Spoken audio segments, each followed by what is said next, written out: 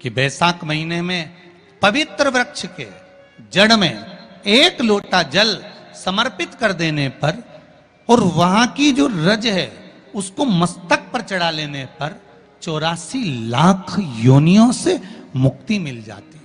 84 लाख योनियों से।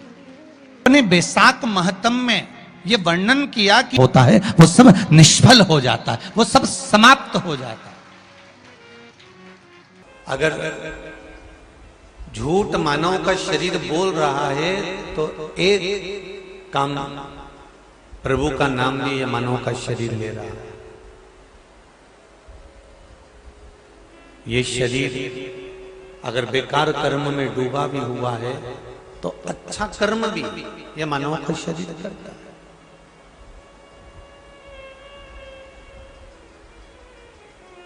अब कितनी सुंदर बात कही कि इस मानव के शरीर में छल भी है, कपट भी है, बेईमानी भी है, प्रपंच भी है, और इस मानव के शरीर में भगवान का भजन, समर्पण, कीर्तन, मंत्र जाप, नाम जाप, स्मरण भी इस मानव के शरीर में।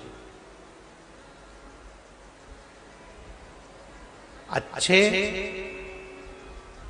और बुरे ये 2 तरह के लोगों से ये सृष्टि बनी हुई है।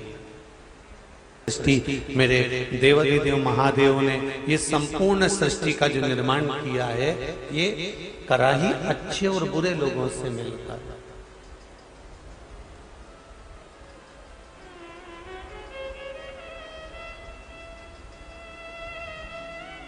पर एक बात शिव महापुराण की कथा कहती है कि यदि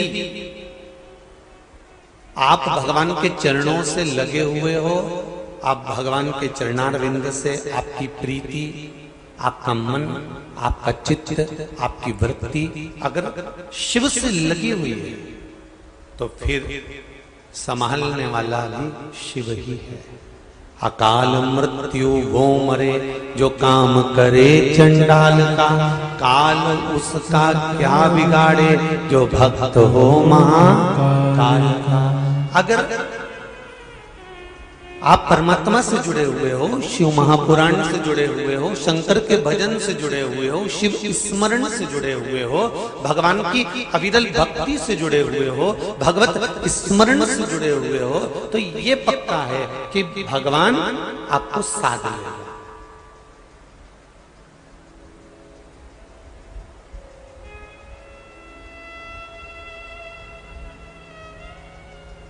अभी रायसेन की कथा में एक बात कही थी त्रिपुंड शिव महापुराण में, और उससे पहले शिव पंचायत शिव महापुराण में भी कहा था अगर कोई वस्त्र आप पहन रहे हैं, वो वस्त्र अगर भगवान को चढ़ा देंगे फिर पहन लेंगे तो उस वस्त्र की कीमत अपने आप बढ़ जाएगी। आपके घर के बच्चों का विवाह है, शादी है, फंक्शन है, आपने पत्रिका ले जाकर सबसे पहले भगवान को दे दी, तो आपके यहाँ जो कार्यक्रम होगा उसकी कीमत भगवान अपने आप बढ़ा देगा कि किस तरह से उसको करना।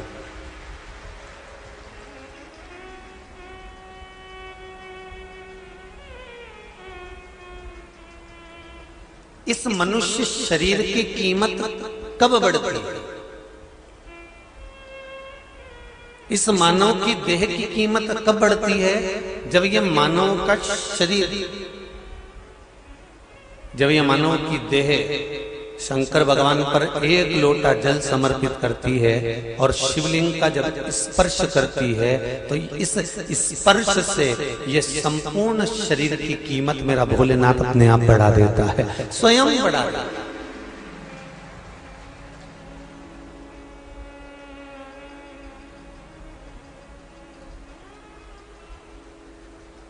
अपने बच्चों को ये मत कहो कि तुम उनके जैसे बनो।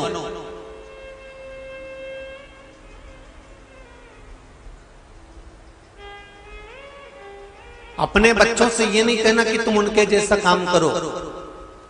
अपने बच्चों से अपने को ये नहीं कहना कि तुम्हें उनके जैसा बनना है। अपने बच्चों को अपने को ये कहना है कि तुम वो बनो कि आने वाली पीढ़ी तुम्हारा नाम ले कि मेरा बेटा बने तो इसके जैसा बने। वो क्रम होना चाहिए।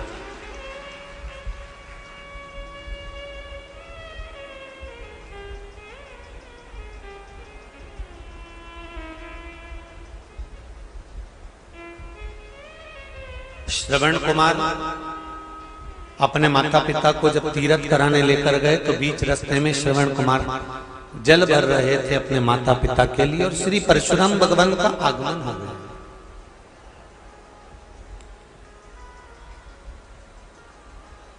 श्री परशुराम भगवान का आगमन हुआ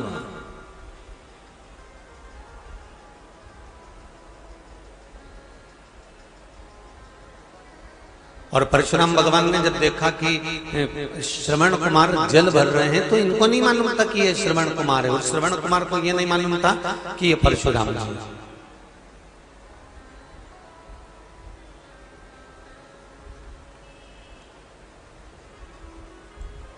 इस पंडाल में इस कथा के अंतर्गत कौन क्या है, कौन कितना वीआईपी है, कौन कितना पहुंचा हुआ है, कौन कितना बलवान है, कौन कितना विवेकवान है, कौन कितना बुद्धिमान है, कौन कितना श्रेष्ठ है, ये किसी को नहीं मालूम। यहाँ तो एक चीज जानते हैं कि अगर शिव की कथा में आए हुए हो तो भगवान शंकर के सब श्रोतागण हैं, सब श्रोतागण हैं। यहाँ कौन बड़ा और कौन छोटा किसी को नहीं मालूम।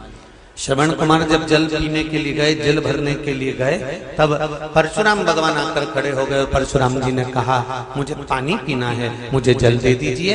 तब श्रवण कुमार उनको पानी पिलाने लगे। ये समझने वाली बात है, जैसे कथा के पंडाल में कौन बड़ा कौन छोटा, कौन कितना बुद्धिमान, कौन कितना विवेकवान, कौन कितना गादीवान, कौन कितना कुर्सीवान, यहाँ व्यासपीठ के सामने या शिव महापुराण के सामने या भगवान की कथा में आप कितने बलवान हैं, आपकी कितनी सत्ता है, उससे कोई मतलब नहीं।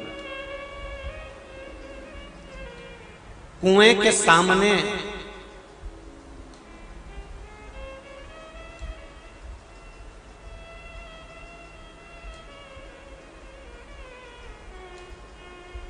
के सामने ये नहीं देखा जाता कि किसकी बाल्टी सुंदर है और किसका घड़ा सुंदर है। कुएं के सामने ये नहीं देखा जाता कि किसका पात्र चांदी का है, किसका पात्र सोने का है। कुएं के सामने ये नहीं देखा जाता कि किसका पात्र लोहे का है कि किसका पात्र स्टील और तांबे और पीतल का है। कुएं का पात्र, कुआं हमेशा बस यही देखता है कि मुझे तो प्यासे को पानी पिलाना है, मुझे चांदी के बर्तन या सोने के बर्तन या लोहे के बर्तन या तांबे के बर्तन या पीतल के बर्तन से मुझे मतलब नहीं है।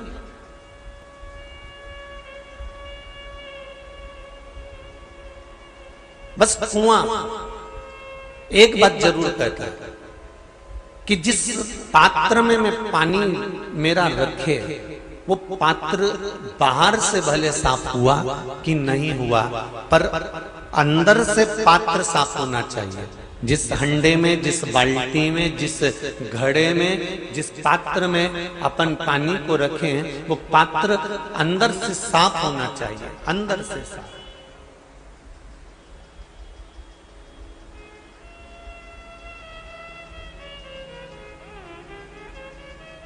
कुआं बस एक ही चीज जानता है।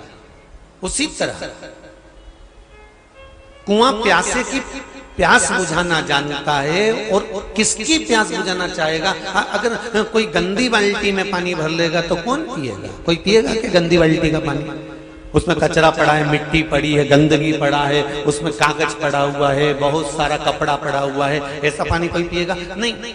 वो तो कहता है कि अंदर से पात्र साफ होना चाहिए, भले बाहर से कितना भी गंदा हो, पर भीतर से साफ होना चाहिए। उसी तरह भगवान कहते हैं कि शिव महापुराण, राम कथा, भागवत कथा, सत्संग, प्रवचन, तीर्थ, ये तो सब कुआं है और उस कुएं में सब तरह के लोग पानी पीने के लिए आते हैं और सब तरह के लोग पानी पीने आते हैं। पर उस कुएं में पात्रवान वही होता है जो अंदर से साफ होता है, उसमें कुएं का जल, उसमें शिव महापुराण का जल, उसमें राम कथा का जल, उसमें भागवत का जल सदा रखा की रखा रहता है। इसलिए शिव महापुराण की कथा कहती है कि आप बाहर से कैसे हो, आपकी सुंदरता कैसी है, आपने क्या वस्त्र धारण कर रखा है, आपने क्या पहन कर रखा है, कितना आभूषण धारण कर रखा है, ये भगवान बिल्कुल नहीं देखता। भगवान तो ये देखता है कि तेरा मन कितना साफ कर रखा है,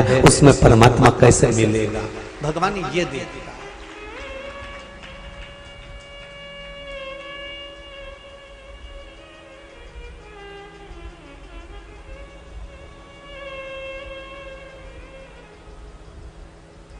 कहते हैं प्रेम से प्रभु छिड़के फिका गए, कहते हैं प्रेम से प्रभु छिलके भी खा गए, शबरी के झूठे बेर भी खाते रहा करो, दर्शन के नैन बावरे दर्शन दिया करो, भक्तों के घर भी सांवरे आते रहा करो, दर्शन के नैन बावरे दर्शन दिया करो। कहते हैं प्रेम से प्रभु छिलके भी खा गए, कहते हैं प्रेम से प्रभु छिलके भी खा गए, शबरी के झूठे बेर भी खाते रहा करो, दर्शन के नैन बावरे दर्शन दिया करो, भक्तों के घर भी सांवरे आते रहा करो। भगवान से निवेदन करो कि प्रभु बस इतनी कृपा करना कि जो तुझे याद करे और निष्कपट भाव से, कोई छल नहीं, कोई प्रपंच नहीं, कोई दिखावा नहीं।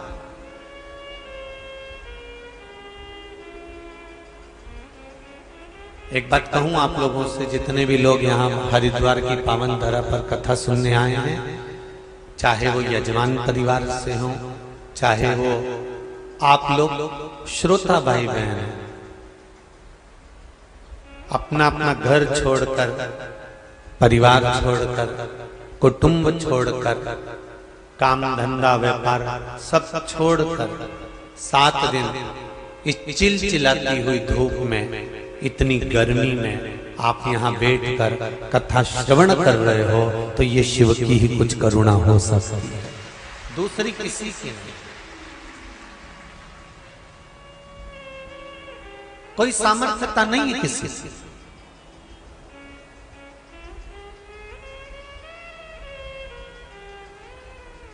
घर पे अगर तुम्हारी बहू तुमसे कह देती ना, मम्मी मेरे घर में शादी है, मेरी साड़ी में पीको और फाल तैयार करना है, जरा चलो ना मेरे साथ बाजार, तो सास कह देती शाम को चलूंगी, अभी नाम मत लेना, दोपहरी का टाइम है।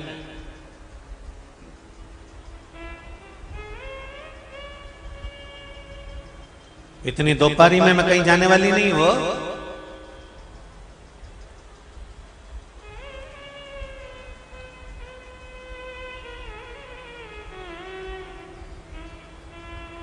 हमने दिलीप जी से पूछा, दिनेश जी दिलीप जी से, कि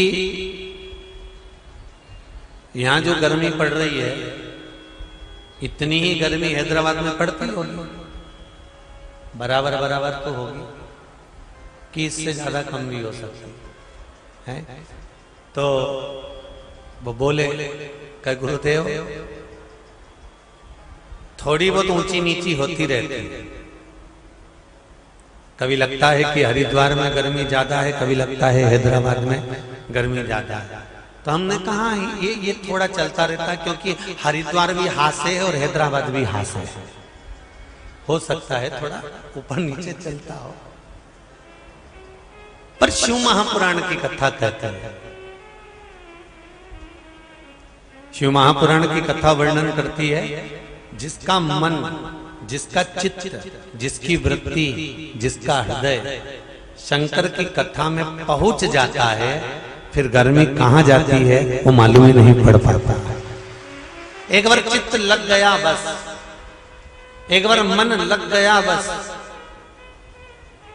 एक बार ये मन पहुंच गया बस, फिर उतने में तो भगवान साथ लेता है।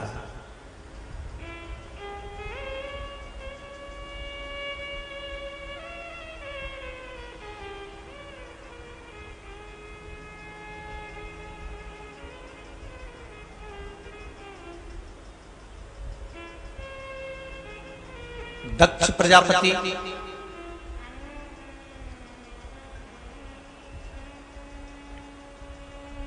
भगवान शंकर से द्रोह रखने लगा। द्रोह रखने का या दुश्मनी पालने का कोई दूसरा कारण नहीं था दक्ष प्रजापति का। दक्ष प्रजापति का दुश्मनी पालने का केवल एक कारण था कि मैंने अपने दामाद चंद्रदेव को श्राप दिया था, और उस श्राप को मैंने जो चंद्र को दिया था, तो चंद्र की काया मैंने जब बिगाड़ दी थी, तो ठीक शंकर जी ने क्यों कहा?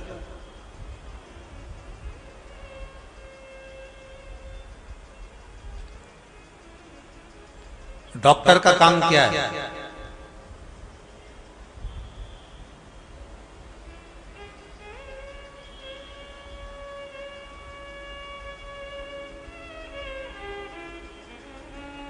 डॉक्टर का काम क्या है? अगर पहचान वाला भी जाए तो उसको इलाज करना है, और अगर एट ए टाइम पर कोई अचानक, कोई एकदम, मान लो तुम्हारा दुश्मन भी अगर सामने पड़ा हुआ है, तो कोई लाकर तुम्हारे सामने छोड़ दिया है, तो तुमको इलाज करना है। डॉक्टर का काम है ये डॉक्टर का कर्म है। अपना आया तो भी स्वीकार करा, और पराया आया तो भी स्वीकार करा। डॉक्टर दोनों को स्वीकार करता है।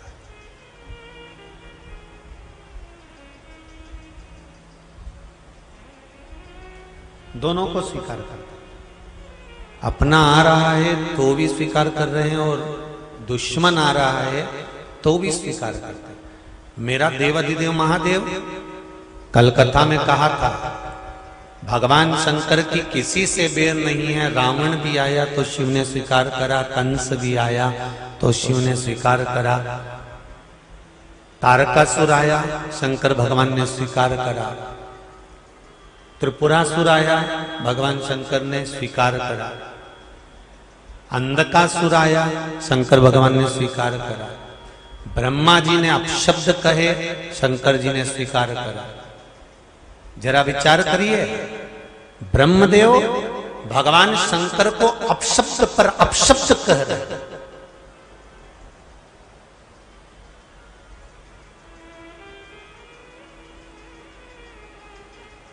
ब्रह्मा जी कह रहे हैं ये शिवलिंग, कोई शिवलिंग है?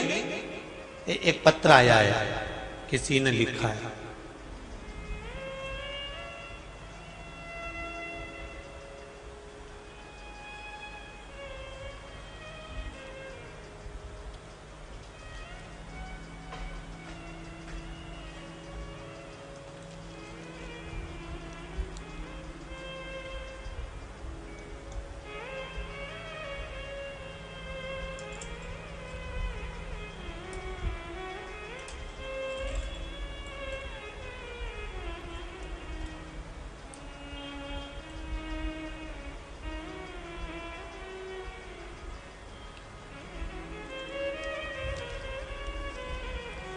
देहरादून से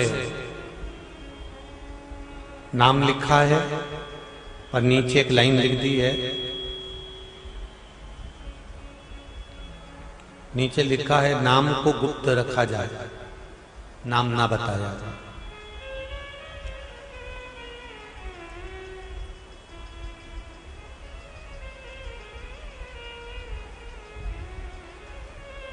गुरुजी, कोरोना काल में मेरी नौकरी चली गई। जब कोरोना काल में नौकरी चली गई तब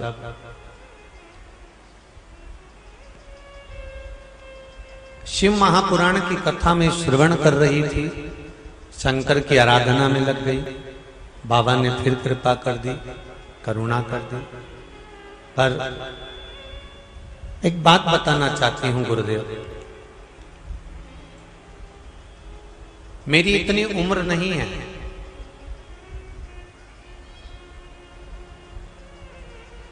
मैं शंकर की आराधना करते हूं, पूजन करते हैं गुरुदेव, पर मेरे साथ के जितने हैं वो मेरी हंसी उड़ाते हैं कि कहां लगी हुई है।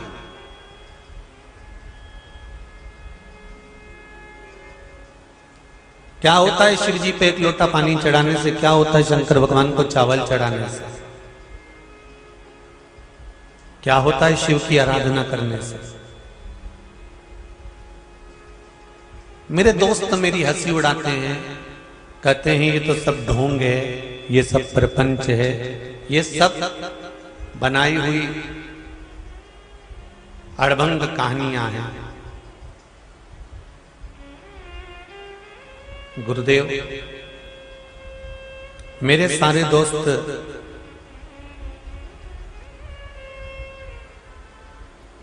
भविष्य बताने वाले पत्ते टेशो कार्ड में जुड़े हुए हैं। उनको अगर हम कहते हैं कि आप शिव मंदिर चलो, भगवान का भजन करो, कीर्तन करो या शंकर जी पर एक लोटा पानी चढ़ाओ, उनको वो ठीक नहीं लगता। एक कार्ड जिसमें पत्ते होते हैं, उस कार्ड में उसके द्वारा कोई उपाय किया जाता है, कोई क्रम किया जाता है, वो हमारे इस भाव में वर्णन नहीं है गुरुदेव। गुरुजी,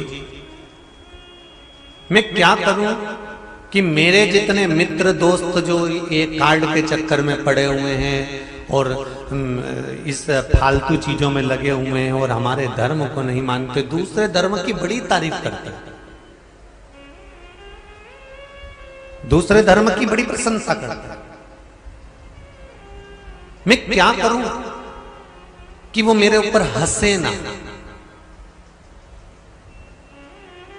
और उनको भी मैं खींच कर अपने शंकर के चरणों में लाकर छोड़ दूं? उसके लिए मैं क्या करूं? मेरा ऐसी बेटी और बेटों से निवेदन है कि आपके मित्र, आपके दोस्त गलत जगह जा रहे हैं, गलत मार्ग पर जा रहे हैं, किसी अन्य बाबा जोगी के चक्कर में या किसी अन्य चीज में पड़ गए हैं। आपको कुछ नहीं करना,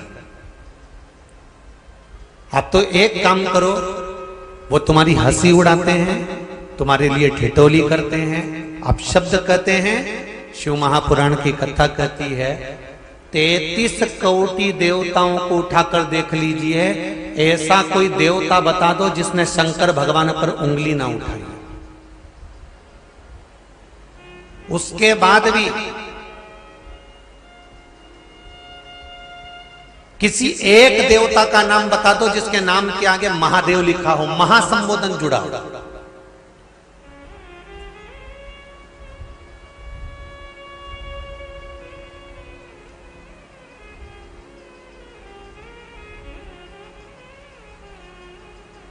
महासंबोधन केवल एक शंकर के आगे आता है, उनके नाम के आगे आता है महादेव।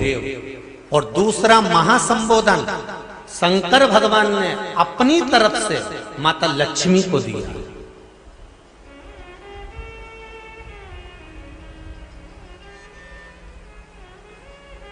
जब भगवान विष्णु के साथ में लक्ष्मी जी का विवाह करवाया तो लक्ष्मी जी की मां माता ख्याति देवी भगवान शंकर के साथ में लक्ष्मी जी का विवाह करना चाहती थी, पर भगवान शिव ने कहा नहीं माता ख्याति, आप अपनी पुत्री लक्ष्मी का विवाह नारायण के साथ में करिए। लक्ष्मी इतनी प्रसन्न हो गई क्योंकि वो नारायण जी को चाहती थी। लक्ष्मी जी ने भोलेनाथ जी के चरणों को प्रणाम कर कर कहा, देवाधिदेव महादेव, आपने मेरा विवाह भगवान विष्णु के साथ कराया है, आप जो कहें मैं सेवा करने को तैयार हूं। शिव जी ने कहा बस एक काम करो लक्ष्मी, बेलपत्री के वृक्ष के नीचे, और शंकर भगवान कह रहे हैं मेरे मंदिर की चौखट पर 2 जगह पर तू हमेशा बैठी मिलना, 2 जगह पर, एक बेलपत्री की जड़ के नीचे, बेलपत्री के वृक्ष के नीचे, और दूसरा शंकर भगवान के मंदिर के द्वार पर चौखट पर तू बैठी मिलना। और सुन लक्ष्मी, आज तूने मुझसे पूछा कि आप आज्ञा करें, मैं इतना खुश हूं कि अपना महासंबोधन, जो महादेव का महासंबोधन है, शिव कहते हैं मेरा महासंबोधन मैंने अपनी पार्वती को भी नहीं दिया, पर मैं तुझे प्रदान करता हूं। आज से तू लक्ष्मी नहीं, क्या नाम होगा? महालक्ष्मी कहलाए।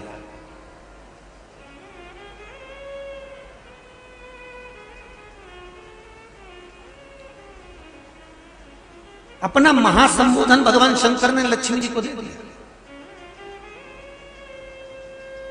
कोई ऐसा देव बता दो जिसके आगे महासंबोधन लिखा हो। महासंबोधन केवल देवाधिदेव महादेव के सामने लिखा है, महादेव।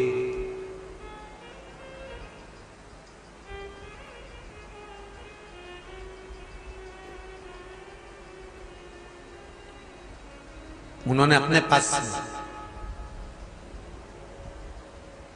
33 कोटि देवताओं में केवल संबोधन एक। तो मेरा निवेदन है कि जो कह रहे हैं कि हम क्या करें कि सबको अपनी ओर ले आए, सबको अपनी ओर खींच लाएं, तुम्हें कुछ नहीं करना। दुनिया के लोग हंसी उड़ाएंगे, भगवान शंकर को नहीं छोड़ा, भगवान राम को नहीं छोड़ा, भगवान कृष्ण को नहीं छोड़ा, तुम्हें कौन छोड़ने वाला?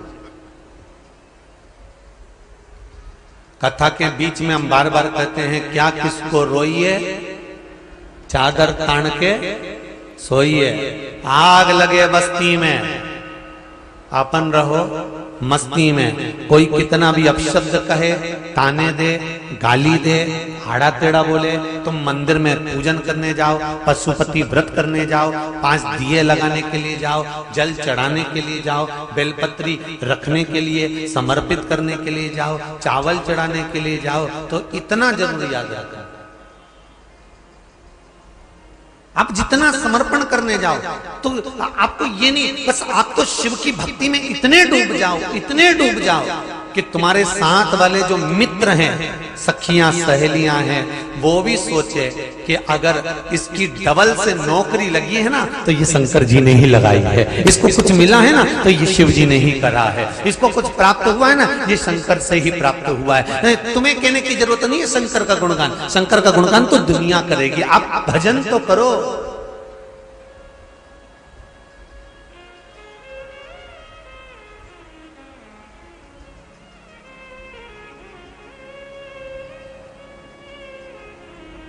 कर सेवा तू लगन लगाकर, मन में सच्चा भाव जगाकर, ही की आंखें खोलो रे अब वल्लभ के बोलो। आप भजन तो करो, स्मरण तो करो, चित्तवृत्ति धारण तो करो, आप शिव की आराधना में लगो। तो फिर किसी एक माता ने प्रश्न किया, पत्र लिखा हुआ है, एकादशी के दिन शंकर भगवान को चावल का दाना चढ़ाना चाहिए कि नहीं चाहिए?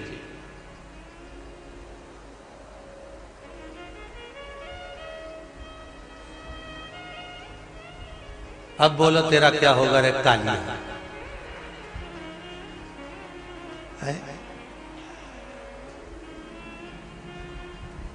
चलो ठीक है। बीमार व्यक्ति से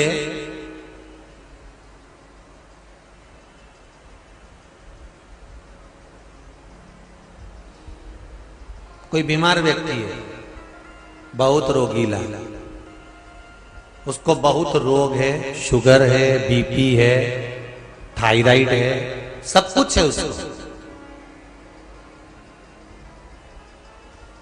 और वो रोगीला व्यक्ति जब डॉक्टर के पास जाकर पूछे, डॉक्टर साहब मेरी तबीयत ठीक नहीं रहती है, मैं बहुत कष्ट में रहती हूँ, बहुत तकलीफ है शरीर में, और अभी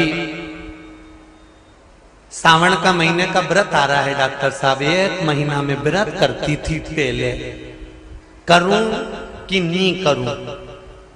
तो डॉक्टर साहब क्या बोलेंगे? बोलते जाओ जरा जम के। डॉक्टर बोलेगा कि आप व्रत मत करो। डॉक्टर एक बात कहेंगे, शरीर स्वस्थ रखना है, व्रत बाद में हो जाएगा, अगले वर्ष कर लेना, पर अभी शरीर को सही रखने के लिए दोनों समय अच्छे पेट भरकर सात्विक भोजन करो और अपने शरीर को ठीक करो। सात्विक भोजन अपने शरीर को, व्रत बाद में भी हो जाए, अगले वर्ष हो जाए।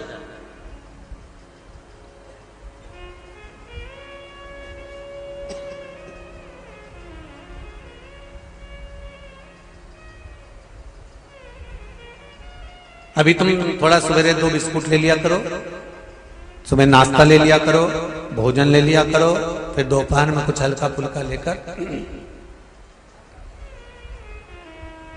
थोड़ी थोड़ी देर में खाते रहना चाहिए हो।